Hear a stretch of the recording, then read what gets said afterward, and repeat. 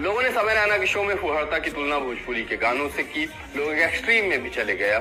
समय रैना का शो इंडियाज गोट लेटेंट का तुलना भोजपुरी से वही कर रहे हैं जो सनी लियोन का तुलना अपने माँ से और मियां खलीफा का तुलना अपने बहन से करते हैं। आप लोग पहले ये वीडियो देखिए। लोगों ने समय रैना के शो में फुहड़ता की तुलना भोजपुरी के गानों से की। लोग एक्सट्रीम में भी चले गए। आप लोग वीडियो देख लिए। ये वीडियो देख के हमको बहुत बुरा लगा है, क्योंकि मैं एक छोटा सा भोजपुरी का कलाकार हूँ, सिंगर हूँ, छोटा मोटा, बहुत बड़ा नहीं।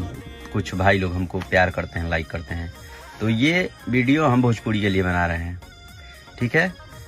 समय रैना और इलाहाबादिया कुछ अश्लील बात बोले हैं अपने शो में, वो तो पूरा शो ही अश्लीलता पे टिका हुआ है, ठीक है। इंडियाज गोट लेटेंट, ठीक है। तो उसमें रणबीर इलाहाबादिया कुछ बोला है तो उसका विरोध हो रहा है, ठीक है।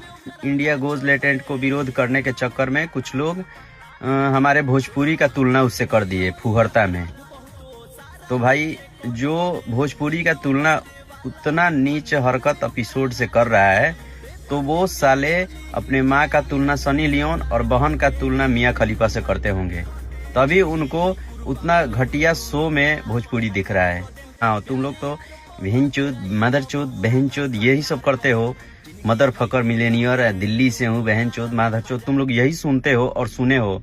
भोजपुरी इतना मीठा भाषा है, सुने कहाँ हो? कभी आओ बिहार में, यूपी में, कभी घूमो, रहो, भोजपुरी भाषा सुनो, समझो, सीखो, तब तुमको लगेगा कि हम दुनिया का सबसे प्यारा भाषा भोजपुरी है। हमारा भोजपुरी दुनिया का सबसे प्यारा भाषा।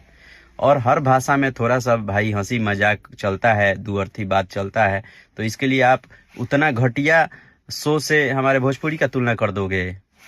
सुधर जाओ। जो भी ये काम करता है, जो भी हमारे भोजपुरी को बुरा देखता है, बुरा बताता है, वो लोग सुधर जाओ, नहीं तो किसी को भी नहीं बख्शा जाएगा, ठीक है।